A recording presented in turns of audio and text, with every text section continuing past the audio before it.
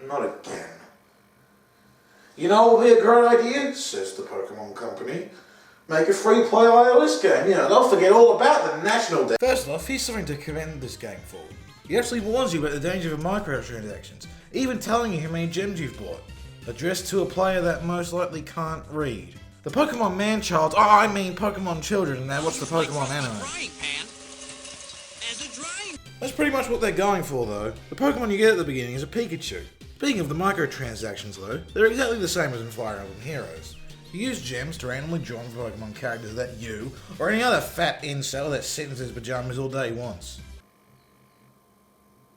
Why does everyone stare at me when I say that? There was a controversy at the launch of the game that was the fact that they have the same sort of drawing events like FE Heroes. But to do them you have to use gems that you paid for, not ones you've earned through the game. And yes, I did do it for review purposes. Wait, what's that music?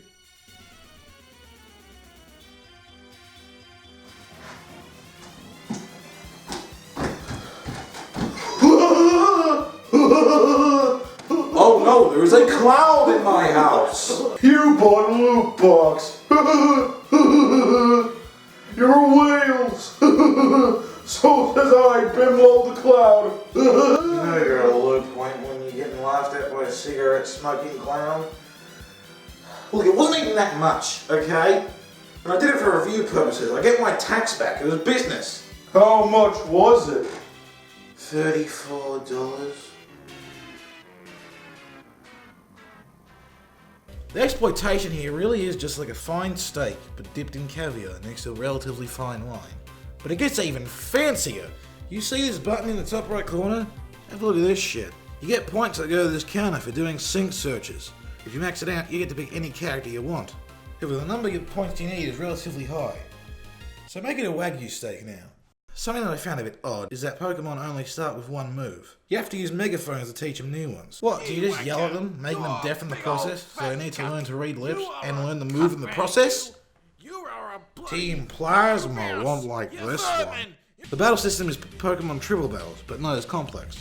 Only having 3 Pokemon in one battle on your team. Also, featuring waiting. Which had me really surprised that they somehow made a JRPG slower. Let me explain what I mean. In normal ass Pokemon, you got BP. Team Plasma won't like that one.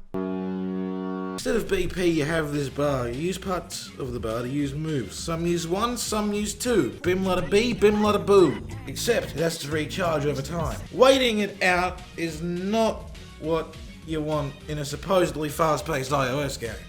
I mean, there's not even a pop-up to pay money to speed it up. Come on guys, what's your problem? Some weaknesses don't work, it seems like. For example, Electric should be strong against Piplup, I'm pretty sure.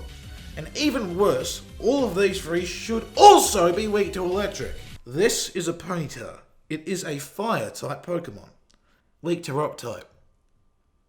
Dex is broken, everyone! Another thing that this shares with Fee Heroes is that it has a story with a very similar selection menu.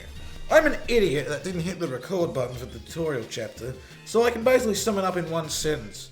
You, Brooke, Misty, and a sick meme meet up with Cynthia for a little bit, because everyone is horny. And then, after that chapter, the 2 words that strike fear into the hearts of all iPhone gamers are said. Data download. Look how slow this shit is. It literally took 40 minutes. They have these things called sync moves. They have a counter that counts down over time. Thunder of Newfound Passion really sounds like a Pokemon X Amalga fanfic though. Because it is! Thunder of Newfound Passion by JoyX Jenny 550. The electric mouse was in his, unsurprisingly, electric house. He took a sip of Spec Attack Up from his realistic mug using his realistic hands. There then were a knock on the door. Yellow Melcy answered it, and it was his BFF, Emolga, and he was a particularly shiny today. Emolga 10 walked in the door, uninvited.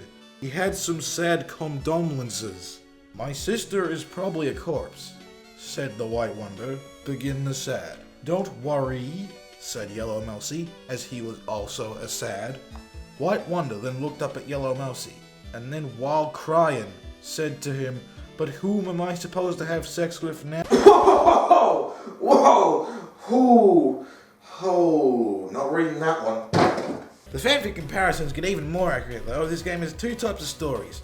Main stories and sync pair stories. The latter of these two is literally self-insert fanfic. They all start with a day with Barry, or a day with insert other character here. Whoa, that was actually really good. Wow, I did a robot voice for real this time. Holy shit, I'm actually doing it. I need to remember how to do this. They even read like them. A Day with Crusher Wake by Dina. As Wolf Falcon walked to the beach, he heard a distant singing.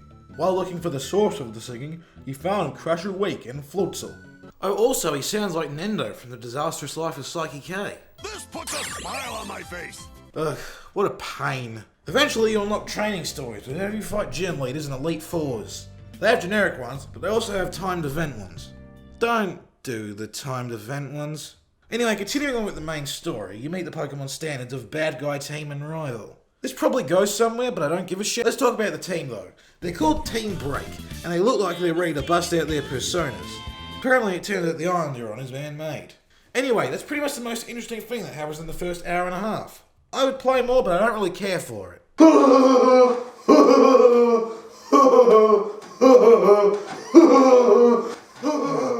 the clown's still here. Will you all leave? No, I'm not gonna laugh at you some more.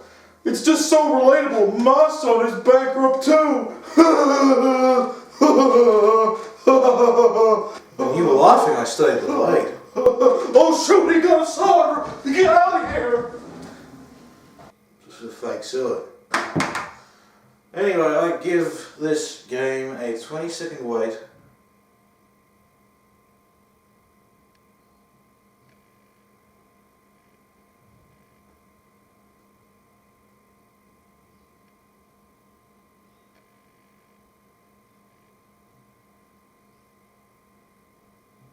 Out of 10.